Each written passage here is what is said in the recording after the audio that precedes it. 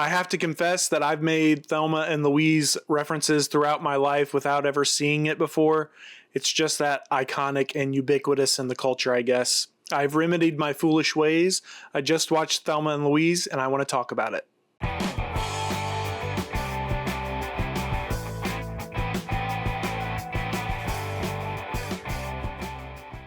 The film follows Thelma and Louise, two friends living very different but equally restrictive lives in Arkansas. Louise works long hours as a waitress with a boyfriend who's non-committal and always on the road.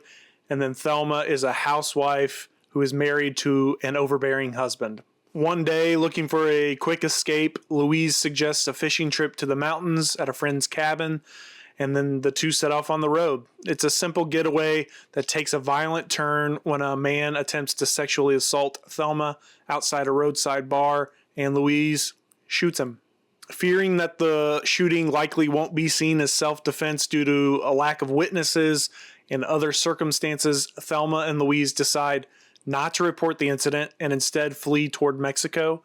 And as their journey unfolds, they encounter strangers, evade the police, and sort of increasingly embrace this sense of freedom that neither of them has ever experienced before. This movie all kind of transforms from a lighthearted escape into full rebellion against the lives that they're leaving behind. Ultimately, it leads to a final confrontation with the authorities and a final decision between life behind bars or the freedom of death. Geena Davis plays Thelma, and she marks her character's growth very well.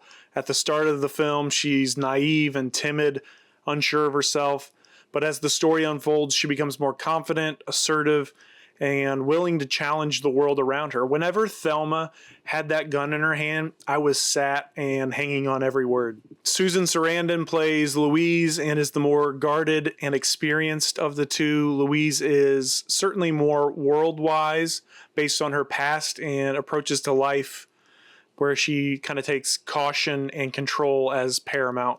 Louise later finds herself relying on the new version of Thelma for direction and courage at points.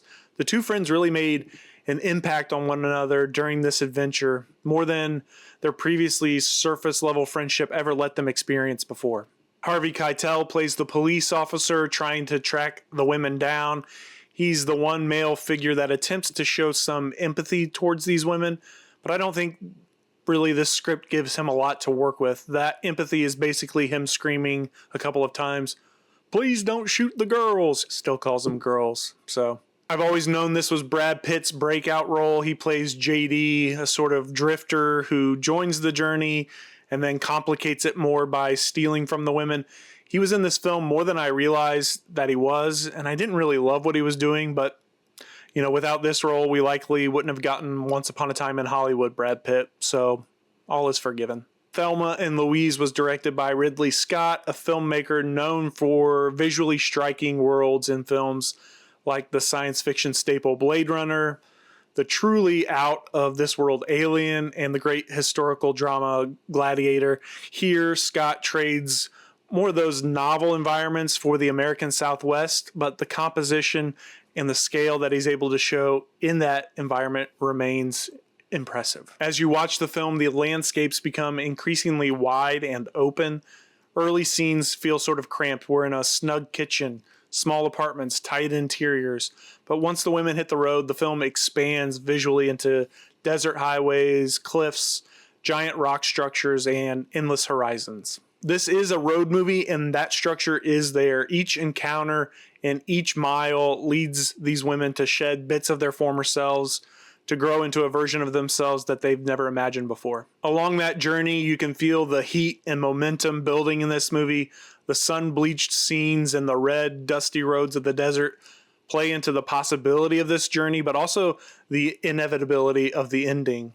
A lot of the action plays out in the harsh daylight. There's no hiding from what's being done and what's coming. Scott frequently frames the two women together in the car, emphasizing their growing partnership. From the moment that they meet up to leave for the trip, they snap a very early selfie with a Polaroid camera.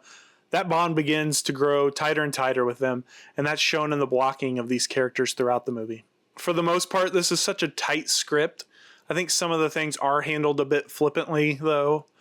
But Callie Corey wrote this script. It was her first screenplay, and it was an Oscar-winning screenplay at that. It was born out of some of her own frustrations, and I think some of the sharp dialogue, especially from Louise, must have been exhilarating to see in 1991. I think the postcard, or the frame that encapsulates Thelma and Louise, has to be the Thunderbird careening off into the cliff. It's one of the more memorable endings in film, and it's one that I think must have upset some people at the time and maybe even today. But to me, it's an encapsulation of Neil Young's sentiment that it's better to burn out than to fade away.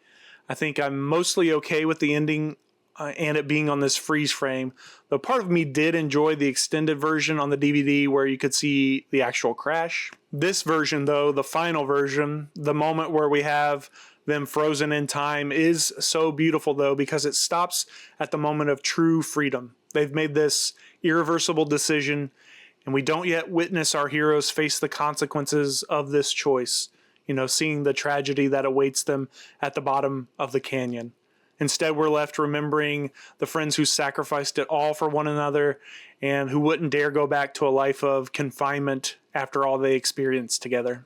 A major element of this film is Thelma and Louise reclaiming their agency, or perhaps discovering it for the first time ever.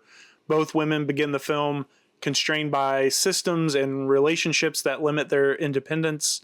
The road trip is the means by which they start shedding these constraints. Sometimes it's reckless, sometimes it's violent.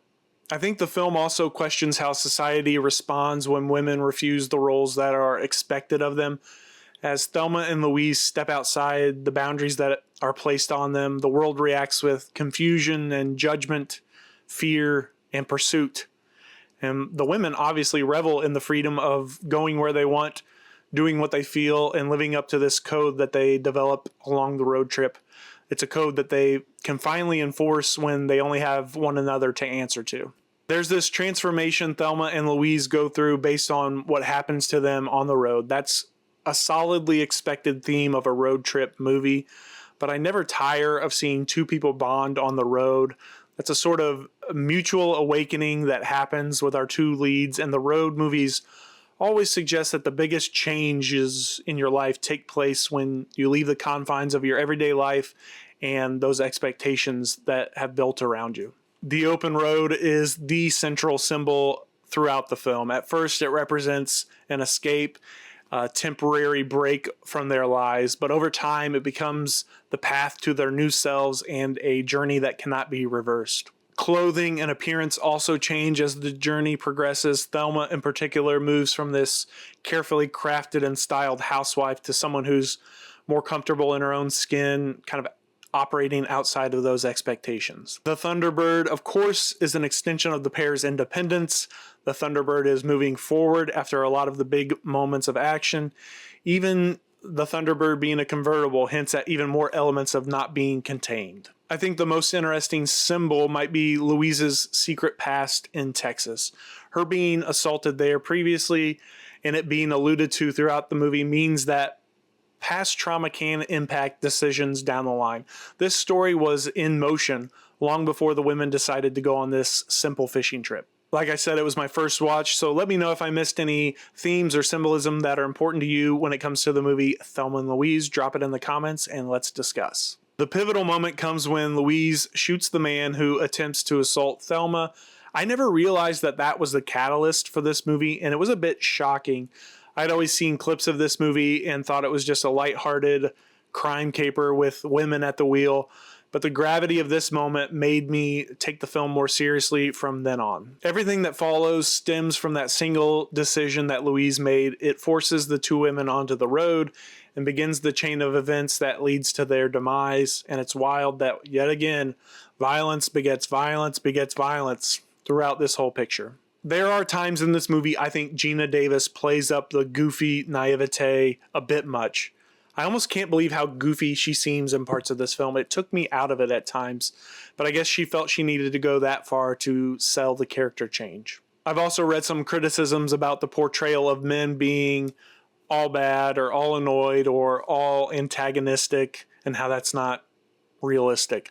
I'm not really going to give that much credence other than to say that that noise is out there. It's a movie, and men can be dismissive and violent and all the rest. So I think it's fine to portray. I really enjoyed watching Thelma and Louise. I think it would have probably been more enjoyable if I had watched it in the early to mid 90s, before the days of Kill Bill and Erin Brockovich and other female powerhouse movies, but it still hit. The bond and the liberation was still impactful, and the American Southwest is one of my favorite places to see on film. That wraps it up for Thelma and Louise. Thank you all so much for hanging out. Please like and subscribe if you enjoyed this video. I would really appreciate it.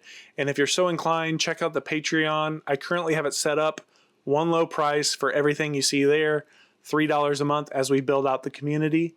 Thanks so much, movie lovers. See you next time.